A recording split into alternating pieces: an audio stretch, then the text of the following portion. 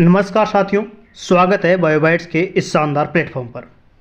BSc nursing और paramedical के लिए आज से हम इस चैनल पर पीवाईक्यू क्लासेज स्टार्ट कर रहे हैं, जिसके अंदर हम आरयूएचएस और एम्स और नीट के अंदर जो क्वेश्चंस आए हुए हैं उनको इन्वॉल्व करेंगे और एक्स्ट्रा क्वेश्चन इन्वॉल्व करेंगे जो कि आपके एग्ज़ाम 2025 में आने की संभावना रखते हैं। ये क्लासेज आपको डेली बेसिस पर मिलेंगी। इससे आपका क्वेश्चन प्रैक्टिस और कंसेप्ट दोनों को साथ में लेकर चलेंगे हम लोग। जो क्वेश्चन जहाँ पर आएगा उसको वहीं पर उसके कंसेप्ट को भी हम समझते हुए चलेंगे।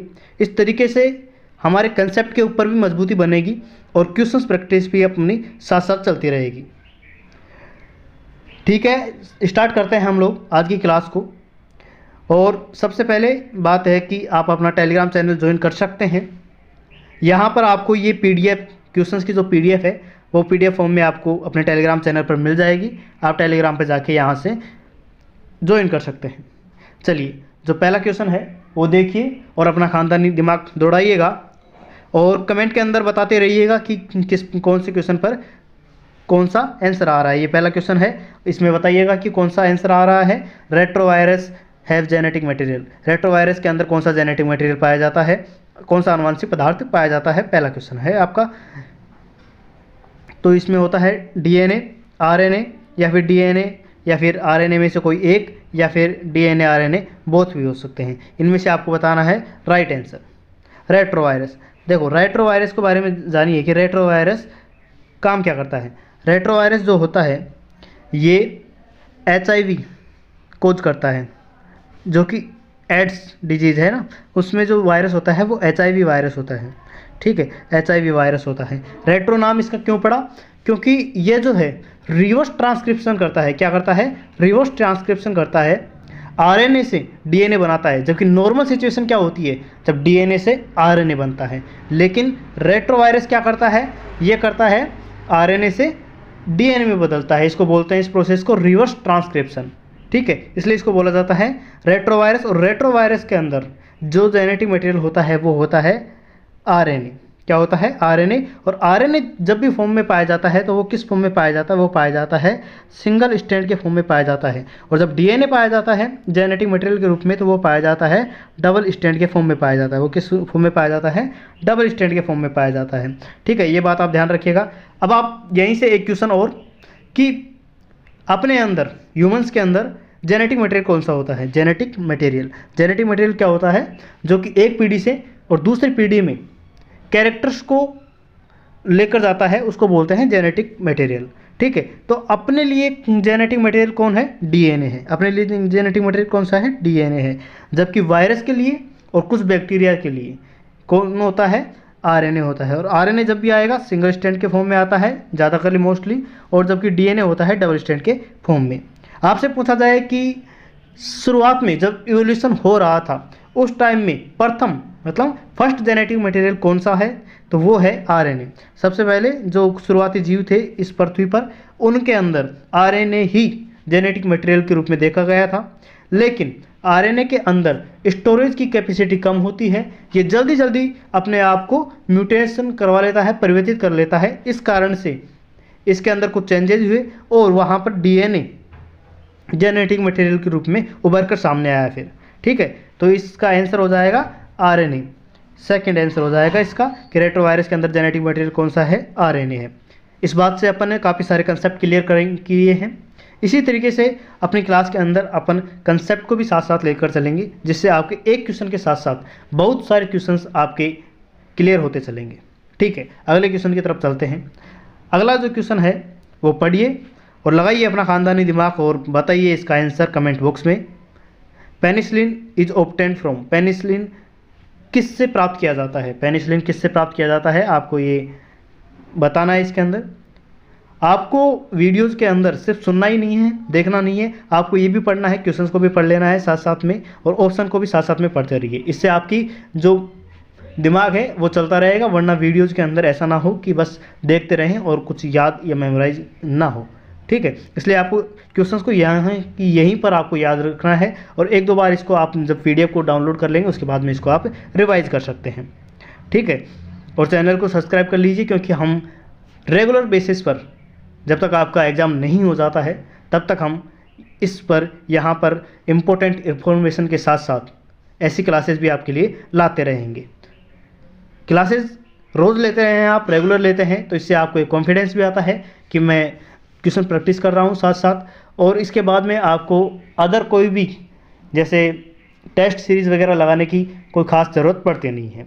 ठीक है, इसका आंसर दीजिएगा कि पेनिसिलिन कहाँ से प्राप्त की जाती है। पेनिसिलिन जो प्राप्त की जाती है वो की जाती है, पेनिसिलिन नोटेटम एक फंजाई है। पेनिसिलिन नोटेटम नामक की एक फंजाई है, वहाँ से पेनिसिलिन को प्राप्त किया जाता है। और पेनिसिलिन क्या है? ये एंटीबायोटिक है। ये क्या है? एंटीबायोटिक है। वैसे तो फंजाई जो होते हैं ये ज़्यादातर एंटीबायोटिक होते हैं, लेकिन ये पेनिसिलिन जो है ये फर्स्ट ऑब्टेन्ड एंटीबायोटिक थी। ठीक है, ये किससे प्राप्त किया जाता है? ये फंजाई से ऑब्टेन किया जाता है। पेनिसिलिन नोटेटम से प्राप्त किया जाता है पेनिसिलिन। ठीक है, ये एंटीबायोटिक है जो कि काफ़ी सारी रोगों के अंदर काम में ली जाती है। ठीक है, पेनिसिलिन का जो अगला क्वेश्चन है वो उसी के ऊपर बेस है कि पेनिसिलिन डिस्कवर किसने की थी। पेनिसिलिन जो पेनिसिलियम है वो किससे डिस्कवर की गई थी, कि प्रतिबंधित एंजाइम की खोज किसने की थी? किसके अंदर से खोजी गई थी? यीस्ट के अंदर से खोजी गई थी, फंजाई के अंदर से खोजी गई थी, पेनिसिलियम नोटेटम से खोजी गई थी। ठीक है, उसके बाद में पेनिसिलिन की खोज किसने की थी? वो की थी अलेक्जेंडर फ्लेमिंग ने। किसने की थी? अलेक्जेंडर फ्लेमिंग ने। ठीक है, पेनिसिलियम के बारे में आपको ये बात पता चली कि पेनिसिलिन फंजाई से एक्सट्रैक्ट की जाती है। ठीक है, उसके बाद में किसने खोज की थी इसकी? अलेक्जेंडर फ्लेमिंग ने खोज की थी। ठीक है, और पेनिसिलियम क्या है? ये एक एंटीबायोटिक है, मतलब ये जो बैक्टीरिया है उनकी ग्रोथ को रोकता है और उनकी लाइफ को किल करता है। बैक्टीरिया की लाइफ को किल करता है, एंटीबैक्टीरियल होता है। ठीक है, इसके बाद में अगले क्वेश्चन की तरफ चलते हैं। अगला क्वेश्चन आप देखिएगा कि endospermic seed are found in endospermic seed. भ्रूणपोषी बीज किसके अंदर पाए जाते हैं? वो वाला आपको इसके अंदर किसी संयोग देखना है इन चारों के अंदर से, कि सारे के सारे के अंदर जिस भी ऑप्शन के अंदर देखेंगे उसमें सारे के सारे एंडोस्पर्मिक सीड वाले होने चाहिए। ये जो क्वेश्चन है काफ़ी इंपॉर्टेंट क्वेश्चन है, और ये क्वेश्चन 12th से, जो 12th का फर्स्ट जो चैप्टर है सेक्सुअल रिप्रोडक्शन इन प्लांट, उससे पूछा गया है। और यही क्वेश्चन अपने मॉर्फोलॉजी 11th में जो मॉर्फोलॉजी है वहाँ से भी बनता है।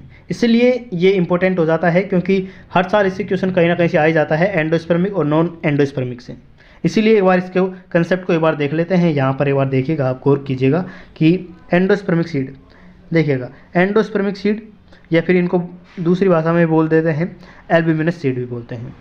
ये एंडोस्पर्मिक जो सीड होते हैं ये मेनली मोनोकोट के अंदर पाए जाते हैं। कहाँ पाए जाते हैं?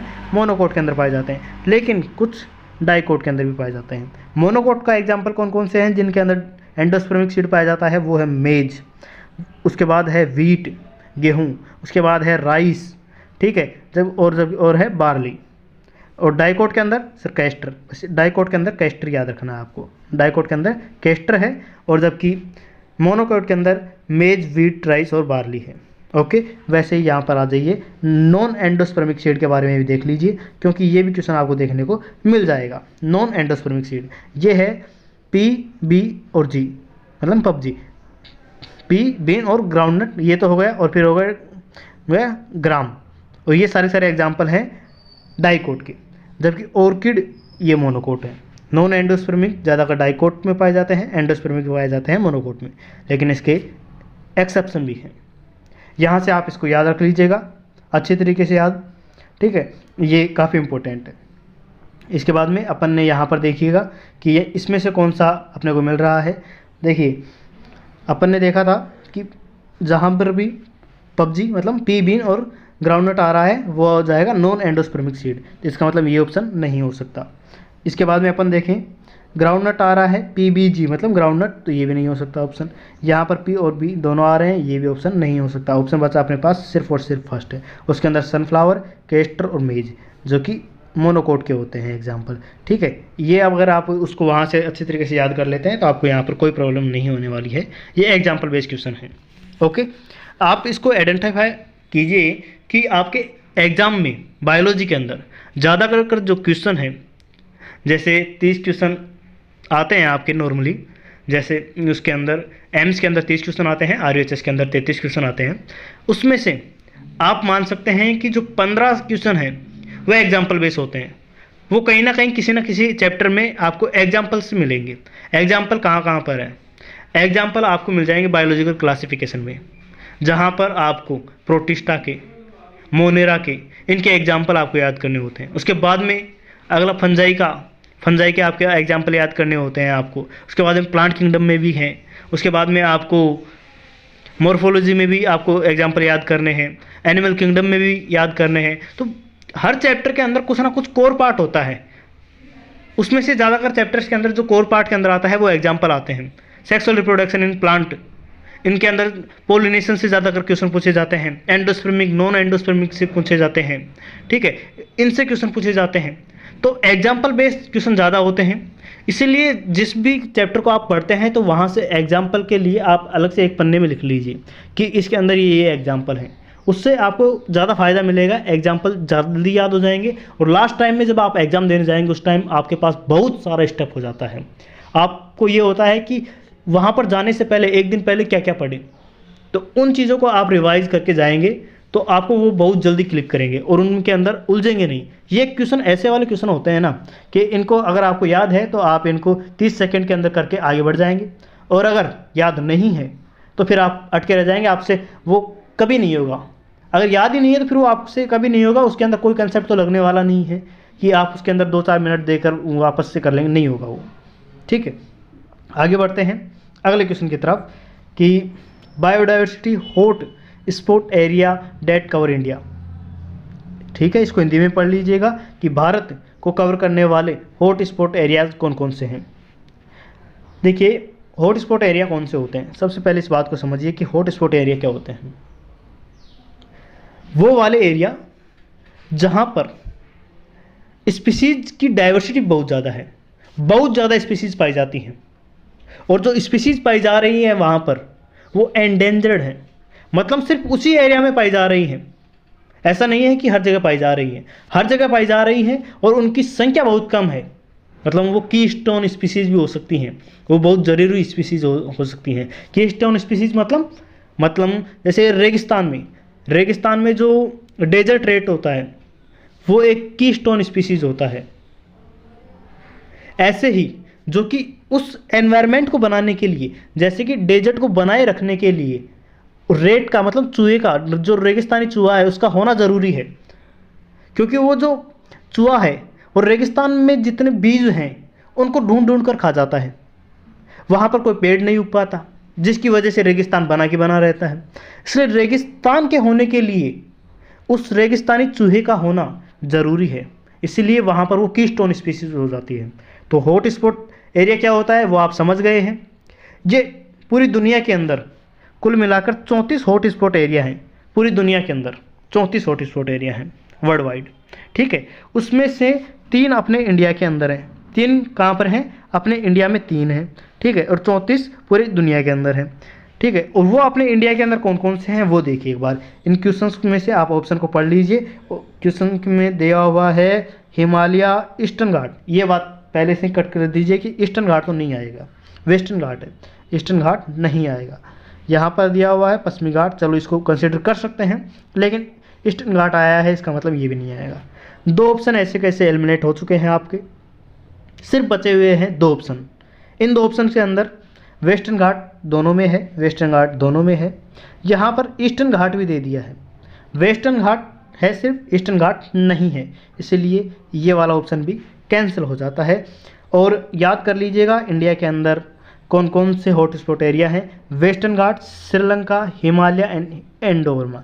देखो वेस्टर्न घाट श्रीलंका को यहाँ पर कॉमा लगा दिया है, लेकिन एनसीईआरटी एक ही कंसिडर करती है और ये एक ही है, ठीक है, जबकि हिमालय और इंडो बर्मा ये अलग अलग हैं, ठीक है। ये 3 हॉट स्पॉट एरिया हैं इंडिया के अंदर, western Ghat Sri Lanka, Himalaya and Indo Burma, ठीक है। ये बायोडाइवर्सिटी से है ये क्वेश्चन इकोलॉजी के अंदर 12th में, याद रखिएगा। चलिए अगले क्वेश्चन की तरफ बढ़ते हैं और अगर आपको ऐसी डेली क्वेश्चंस प्रैक्टिस करनी है, और मुझे तो लगता है कि डेली प्रैक्टिस आपको करनी ही चाहिए, अगर आपने ये क्वेश्चंस नहीं, मतलब अभी आपने ये चैप्टर नहीं भी पढ़े हैं तो भी आपको ये क्लासेज अटेंड करनी चाहिए। आप उन्हीं क्वेश्चंस को, इंपॉर्टेंट क्वेश्चंस को सुनते रहते हैं, क्योंकि सिर्फ यहाँ पर क्वेश्चंस को ही नहीं किया जा रहा, टिक नहीं किया जा रहा है, यहाँ पर आपको कंसेप्ट प्लस क्वेश्चन दोनों को साथ साथ लिया जा रहा है। इससे आपके इंपॉर्टेंट क्वेश्चंस आपके दिमाग में ऐसे कैसे फीड हो जाएंगे और वो आपको एग्जाम हॉल में ऐसे कैसे क्लिक करेंगे, क्योंकि अब मिड सेशन आ चुका है, दिवाली आने ही वाली है 10-20 दिन बाद में, तो आपको मिड सेशन आ चुका है। इस टाइम में स्टूडेंट फ्रिक्वेंटली बहुत कम पढ़ना स्टार्ट कर देते हैं, मतलब बहुत कम पढ़ते हैं इस टाइम में। लास्ट टाइम में ज़्यादा पढ़ते हैं क्योंकि उस टाइम में एग्ज़ाम पास होता है, और एक उस टाइम जब स्टूडेंट तैयारी करना स्टार्ट करते हैं जुलाई अगस्त के अंदर, तो उस टाइम स्टूडेंट के अंदर मोटिवेशन होता है। लेकिन ये मिड सेशन आ चुका है, इस टाइम स्टूडेंट के अंदर मोटिवेशन बहुत कम होता है। तो आप कोशिश कीजिए कि क्लासेज को तो कम से कम रेगुलर लें, और रोज़ कुछ 1 घंटा 2 घंटा रेगुलर पढ़ते रहिए, ठीक है। अब मिड सेशन के अंदर की बात यह है कि आपको जो अपना सिलेबस है वो कम से कम फरवरी तक आपको ख़त्म कर लेना चाहिए। इसके लिए आपके पास अब कितने महीने बचे हुए हैं? देखो, अक्टूबर तो अभी दिवाली के अंदर ही चला जाएगा, उसके बाद में अक्टूबर के बाद में नवंबर है, उसके बाद में दिसंबर है, जनवरी है और फरवरी है, ठीक है। ये 4 महीने आपके पास बचे हुए हैं। इन 4 महीने के अंदर आपको, अगर एम्स के लिए तैयारी कर रहे हैं तो 11th भी और 12th भी, ठीक है, दोनों को आपको फिनिश करना है। तो इसीलिए आपको स्मार्ट स्टडी करनी चाहिए, और आपको जहाँ से क्वेश्चन ज़्यादा पूछे जाते हैं, जिन चैप्टर से ज़्यादा क्वेश्चन पूछे जाते हैं, उन चैप्टर को पहले करना चाहिए। ऐसा नहीं है कि सबसे पहले अपन स्टार्ट कर दिए बेसिक मैथ से नहीं। आपको पता है कि करंट वाले चैप्टर से, करंट इलेक्ट्रिसिटी से हर साल 3 से 4 क्वेश्चन पूछे जा रहे हैं, तो क्यों ना सबसे पहले इसी को अपनी ग्रिप में किया जाए, यहीं से अपनी तैयारी को मजबूत किया जाए, ठीक है। ये दोनों में है। RUHS के लिए बात करेंगे तो उसके लिए भी, और ये 11th-12th में है तो फिर उसके लिए मतलब ये एम्स के लिए हो जाता है, ठीक है। आप अपनी स्मार्ट स्टडी को आगे की तरफ कोशिश कीजिएगा कि स्मार्ट स्टडी करें आप, ठीक है। इस क्वेश्चन को पढ़िए और आंसर देने की कोशिश कीजिए कमेंट के अंदर कि how much percentage of PAR, मतलब photosynthetic active radiation is use by plant के द्वारा कितनी यूज़ की जाती है PAR रेडिएशन की, ठीक है, फोटोसिंथेटिक रेडिएशन की प्लांट के द्वारा कितनी यूज़ की जाती है। प्लांट अपने जो यूज़ करता है वो किसके लिए यूज़ करता है? फूड सिंथेसिस के लिए यूज़ करता है। उसके लिए क्या करता है? अपना फूड सिंथेसिस करता है। तो पूरी की पूरी जो रेडिएशन है, जो सूरज के द्वारा निकलती है, जितनी भी रेडिएशन, उसमें से कितना % प्लांट यूज़ करते हैं? ऐसा तो है नहीं कि जितनी भी धूप आ रही है, सारी की सारी लाइट आ रही है, वो पेड़ के ऊपर भी पड़ती है, बिल्डिंग के ऊपर भी पड़ती है, खाली मैदान में भी पड़ती है, हर जगह पड़ती है। तो इसीलिए यहाँ पर बात आती है कि प्लांट के ऊपर कितना पड़ता है, ठीक है। तो जितना पड़ता है प्लांट के ऊपर रेडिएशन, उसका 2 से 10%, कितना? 2 से 10% का यूज वो अपने फूड सिंथेसिस करने में काम में लेते हैं। फूड का सिंथेसिस करने में काम में लिया जाता है, ठीक है। आप याद रखिएगा कि प्लांट्स 2 से 10% का यूज करते हैं अपने फूड सिंथेसिस के लिए। ओके, अगले क्वेश्चन की तरफ बढ़ते हैं। अगला क्वेश्चन यहाँ पर वहीं इकोलॉजी से आपका, देखो बायोलॉजी में इकोलॉजी काफ़ी इंपॉर्टेंट है, इससे ज़्यादा का क्वेश्चन पूछे जाते हैं। उसके बाद में बायोटेक्नोलॉजी हो जाता है आपका, और जेनेटिक्स वाला सेशन आ जाता है। इनसे क्वेश्चन ज़्यादा पूछे जाते हैं, इसीलिए इनसे जो कॉमन क्वेश्चन होते हैं वो पूछे जा रहे हैं यहाँ पर। ये नीट के अंदर भी पूछा गया था ये क्वेश्चन, ठीक है। ये 2 से 3 बार पूछ लिया जा चुका है। कई बार एक सिंगल ऑप्शन में पूछा जाता है, कई बार ऐसे पूरा एक बार पूछ लिया जाता है। अब यहाँ पर देखिए, जब आपको इस वाले म्यूचुअलिज्म के बारे में या फिर इंट्रैक्शन के बारे में पूरा नॉलेज होगा, तभी आप इस क्वेश्चन को कर पाएंगे। प्रीडेशन का मतलब होता है भक्षण। जैसे एक शेर हिरण का शिकार करता है तो वो होता है प्रीडेशन। इसमें शेर का फ़ायदा हो जाता है, और हिरण का नुकसान हो जाता है।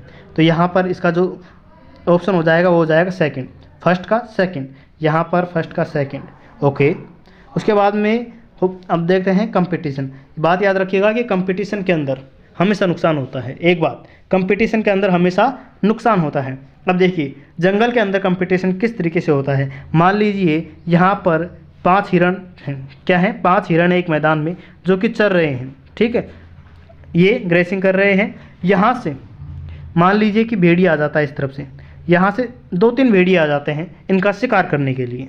ओके, यहाँ से शिकार करने के लिए 2-3 भेड़िया आ गई, यहाँ पर हिरण चर रही है, डियर चर रही है, ठीक है। यहीं पर इतने में पता लगता है कि शेर खान के एरिया में कोई भेड़िया शिकार कर रहा है, तो यहीं पर अपना शेर खान आ जाता है, ठीक है। शेर खान आ गया, शेर खान के आ जाने से भगदड़ मच जाती है।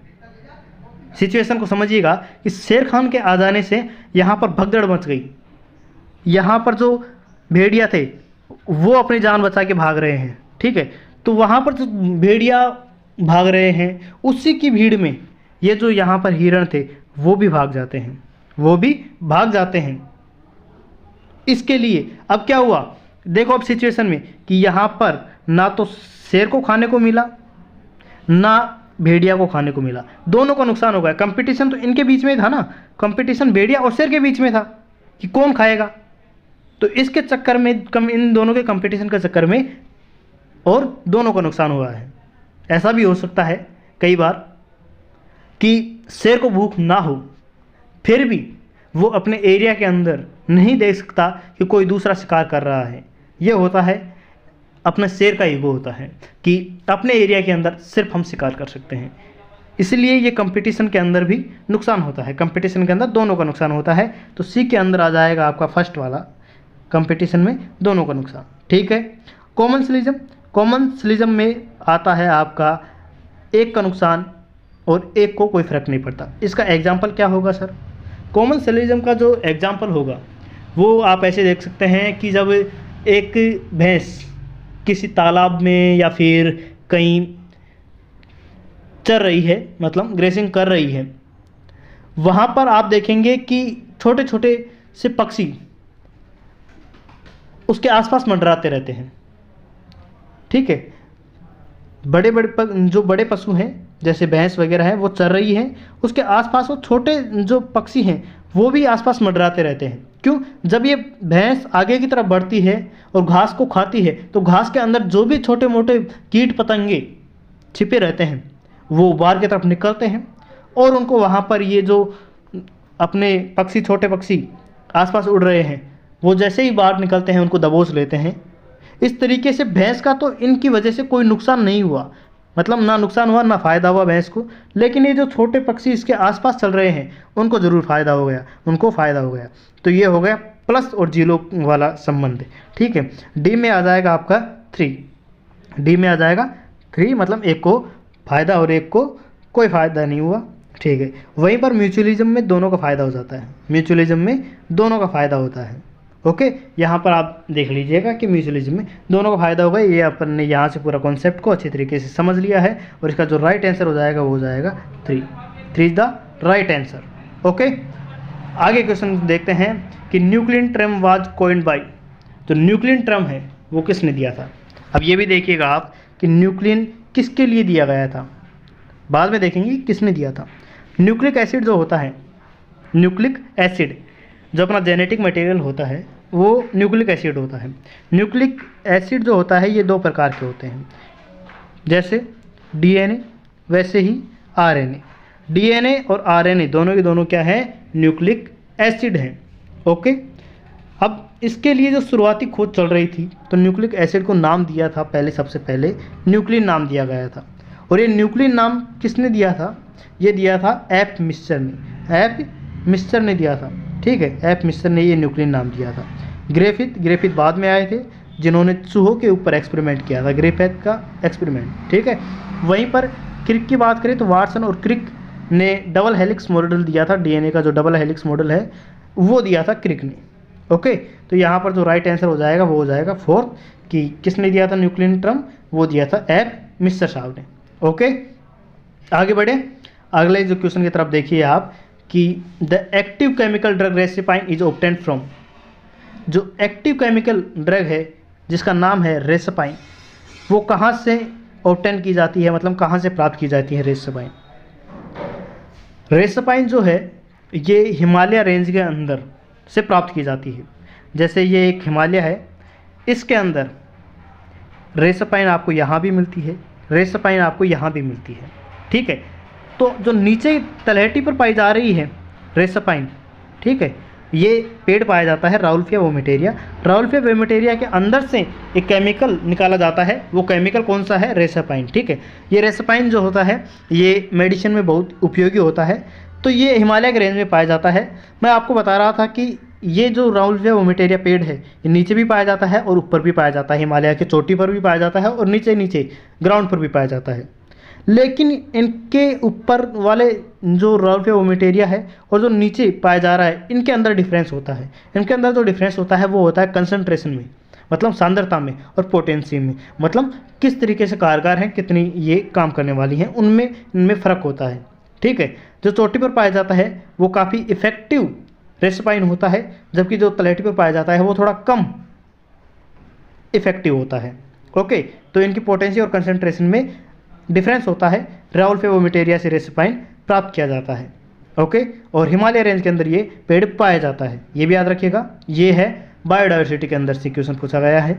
ओके, आगे बढ़ते हैं, अगला क्वेश्चन की तरफ देखते हैं कि एक्टोपैरासाइट जो होते हैं, एक्टोपैरासाइट जो होते हैं वो जो अपना आहार है, वो अपना जो फूड है वो कहाँ से प्राप्त करते हैं? एक्टोपैरासाइट कहाँ से प्राप्त करते हैं? देखो, एक्टो का मतलब क्या है?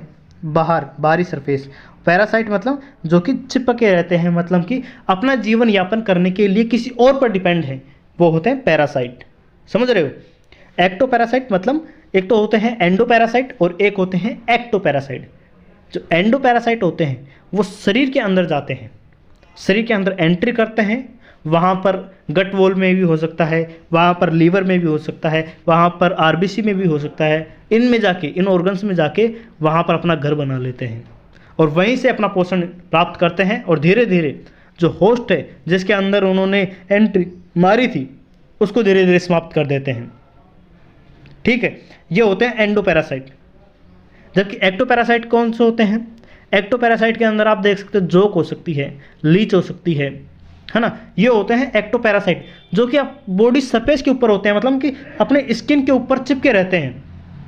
अपने लीच वाला जो एग्जाम्पल है वो देखा होगा कि लीच जो होती है वो स्किन पे आ जाती है और स्किन पे आके ऐसे चिपक जाती है। वो एक एनेस्थीसिया दे देती है, मतलब जब डंक लगाती है तो उसके वहाँ पर एनेस्थीसिया होता है, अपने डंक के अंदर एनेस्थीसिया होता है, जिससे अपने जो वो वाला पार्ट होता है जहाँ पर वो डंक मार रही है वो वाला एरिया सुन्न हो जाता है और वहाँ पर आपको पता ही नहीं चलेगा कि जो कुछ दूसरा जो जीव है वो अपने यहाँ चिपका हुआ है, आपको पता नहीं चलेगा। और वो धीरे धीरे करती हुई आपकी जो स्किन है उसमें पोर बना देती है, उसके अंदर घुस जाती है और वहाँ से खून चूसना स्टार्ट कर देती है। ऐसे में अगर आप उसको खींचकर बाहर निकालने की कोशिश भी करेंगे तो बाहर नहीं निकल पाएगी। उसको बाहर निकालने के लिए आप कितना भी खींचेंगे तो वो टूट जाएगी लेकिन बाहर नहीं निकलेगी। इसके लिए ये किया जाता है कि उसके ऊपर नमक डाल दिया जाता है। नमक क्या करता है?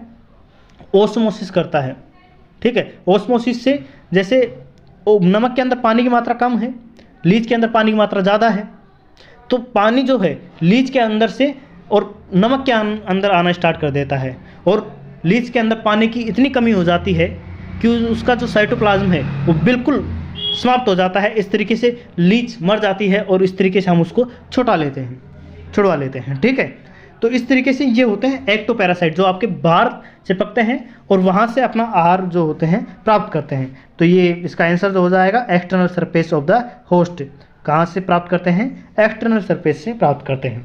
ओके, आगे बढ़ते हैं अगले क्वेश्चन की तरफ। वही है एक्टोपैरासाइट एक्सटर्नल बॉडी से, ठीक है। डबल बार प्रिंट हुआ है।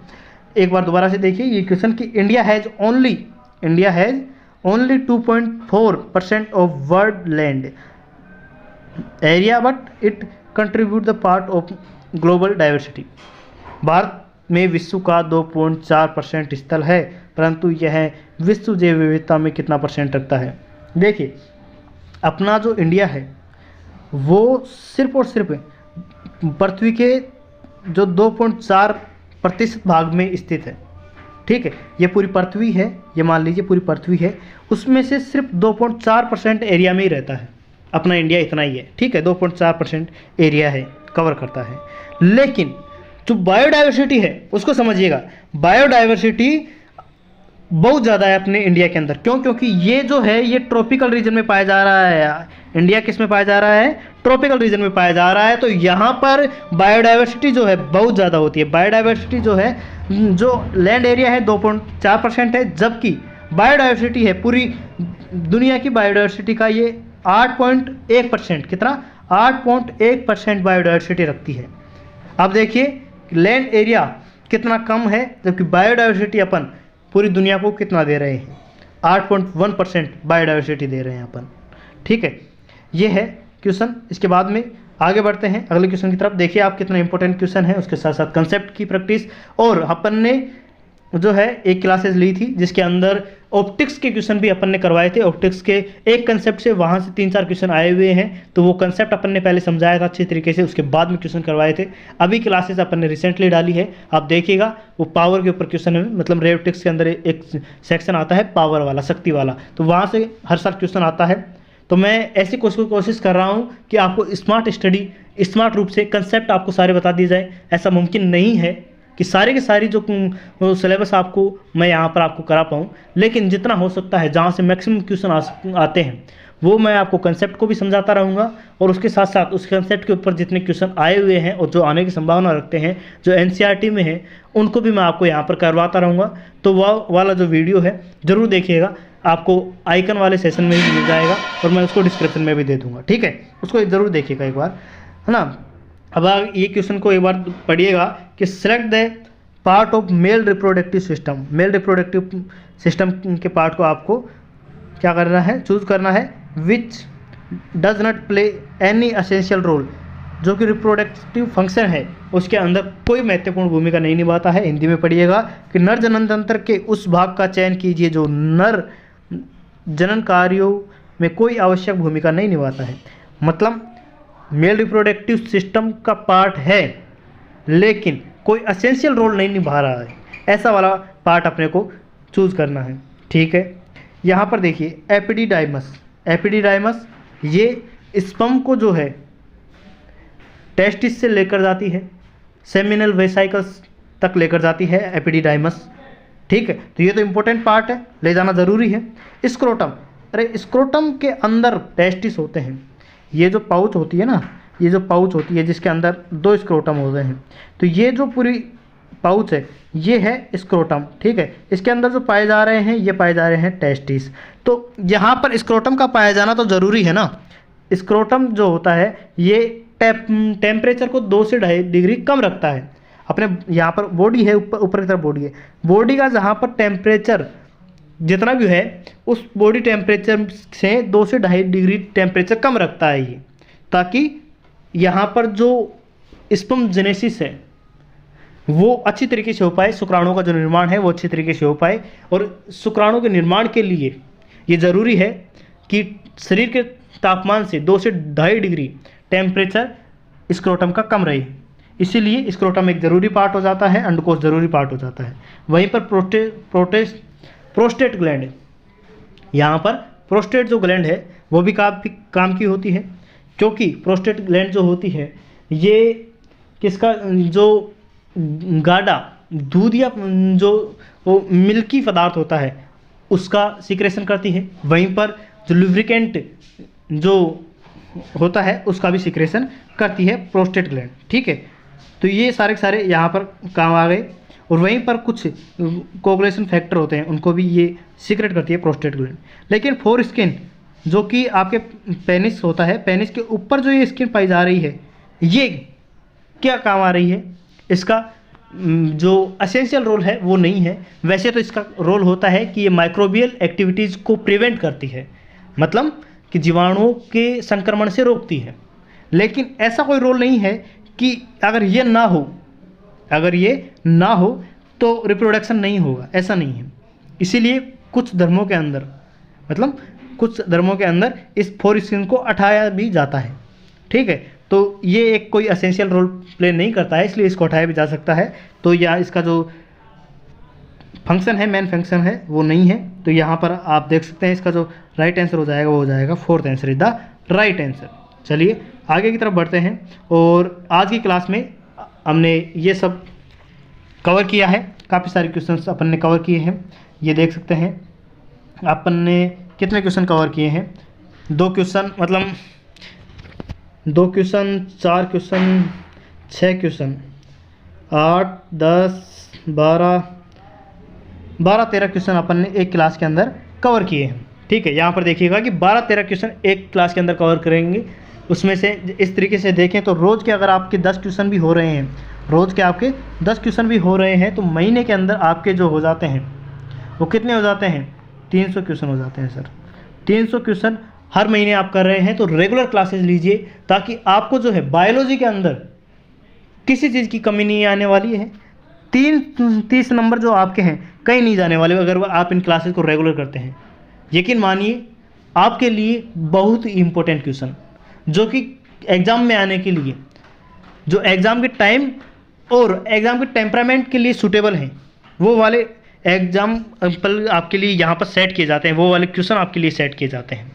इसलिए क्वेश्चन को अच्छी तरीके से पढ़िए, पीडीएफ को डाउनलोड कीजिए, वहाँ से क्वेश्चंस को देखिए, अपनी एक अलग से पीडीएफ बना लीजिए ताकि आप उनको टाइम पर रिवाइज भी करते रहें। ठीक है, और इन क्लासेस को रेगुलर बेसिस पर देखिए। अब आपको क्लासेज शाम के टाइम पर चाहिए या फिर सुबह जल्दी चाहिए 6 बजे के टाइम पर, ये आप कमेंट के अंदर बता सकते हैं। जैसा आप लोग बोलेंगे उस हिसाब से क्लासेस को शेड्यूल कर दिया जाएगा, शाम को या फिर सुबह को। कुछ समय बाद में अपन इन क्लासेस को फिर लाइव भी ले लिया करेंगे। आपके डाउट होंगे जो आप उससे डायरेक्ट लाइव में पूछ पाएंगे। ठीक है, लेकिन अभी रिकॉर्डेड क्लासेस हैं, वो सुबह आनी है या फिर शाम को आनी है, आप कमेंट के अंदर बताइएगा। ठीक है, और अपने दोस्तों तक शेयर कर दीजिएगा, चैनल को सब्सक्राइब कर लीजिएगा, क्योंकि आपका सपोर्ट ही हमें नए नए वीडियोज़ और रोज़ रेगुलर क्लासेस लाने के लिए प्रोत्साहित करता है। इसलिए कमेंट करना ज़रूरी है आपका। ठीक है, कमेंट ज़रूर बताइएगा कि आपको क्लासेस कैसी लगी। धन्यवाद, मिलते हैं नेक्स्ट क्लास में। तब तक के लिए पढ़ते रहिए, मुस्कुराते रहिए।